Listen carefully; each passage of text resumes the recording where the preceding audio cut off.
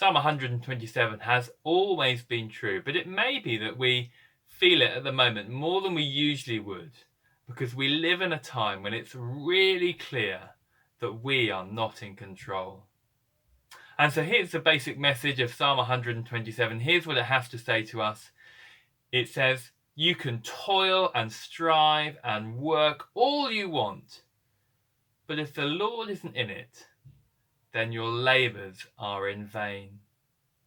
It's true, you may achieve something, but then you'll be left thinking, well, was it worth it? Verses 1 and 2 paint a picture of this busy but empty life that it's oh so easy to chase after. Let me read them again for us. Unless the Lord builds the house, the builders labour in vain. Unless the Lord watches over the city, the guards stand watch in vain. In vain you rise early and stay up late, toiling for food to eat, for he grants sleep to those he loves. These verses span pretty much all of human activity. In them, Solomon, the author of this psalm, says whether we're creating, that is, whether we're building the house, or whether we're conserving, whether we're watching over the city, our success is in the Lord's hands. As you read those verses or heard them, I wonder if you got a sense of what it feels like when we look to ourselves instead of to the Lord for that success. Did you notice some of the ways Solomon spoke? He said, it's laborious, verse 1. It leads to you rising early and staying up late, first half of verse 2.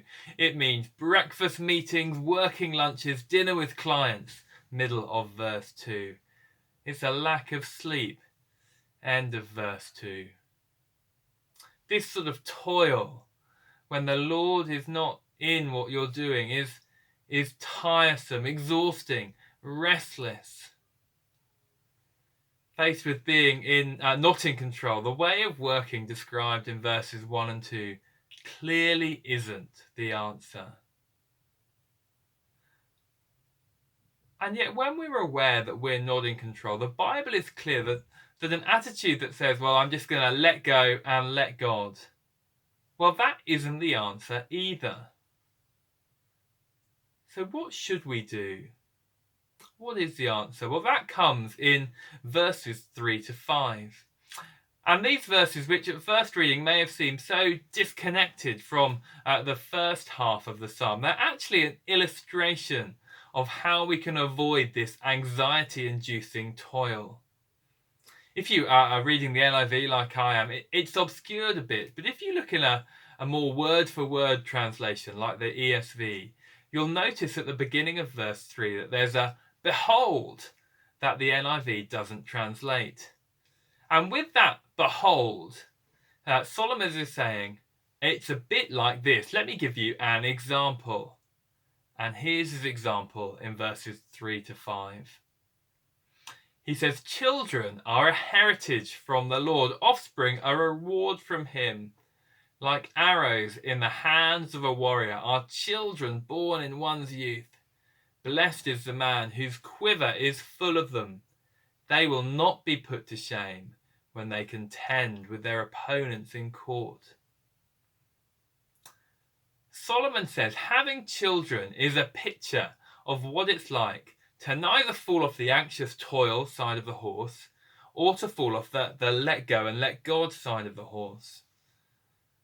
Because, well, without wanting to go up into too much detail about the birds and the bees on a Friday morning and being woefully negligent of the pain and struggle of infertility, here's what I think Solomon is saying to us. He's saying to have children, you need to do something.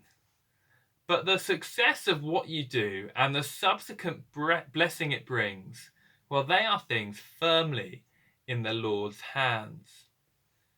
Solomon says having children is a picture of how God made the world. We're to work the land, but we're also to trust in him, the Lord, to prosper the work of our hands. And it's that balance, working the land, working hard, but trusting the Lord, that means we'll avoid this life of anxious toil. And if you're watching on thinking, well, that sounds wonderful, but you don't know what it looks like, let me leave you with two bits of the New Testament to reflect upon as this video draws to a close. The first of them are some words of Jesus from Matthew 11, where he says this. He says, "Come to me, all you who are weary and burdened, and I will give you rest. Take my yoke upon you and learn from me, for I am gentle and humble in heart, and you will find rest for your souls. For my yoke is easy and my burden is light." It's as we come to Jesus that we can find this sweet spot of working hard but resting in the Lord. And as we do that, as we come to him, well, we'll turn to the antidote of prayer, something which Paul describes in Philippians 4 with these words. He says, "Do not be anxious about anything, but in every situation, by prayer and petition, with thanksgiving, present your requests to God. And the peace of God, which transcends all understanding, will guard your hearts and minds in Christ Jesus." And why does he say that? Why does Jesus say those words? Well, because unless the Lord builds the house, the builders labour in vain.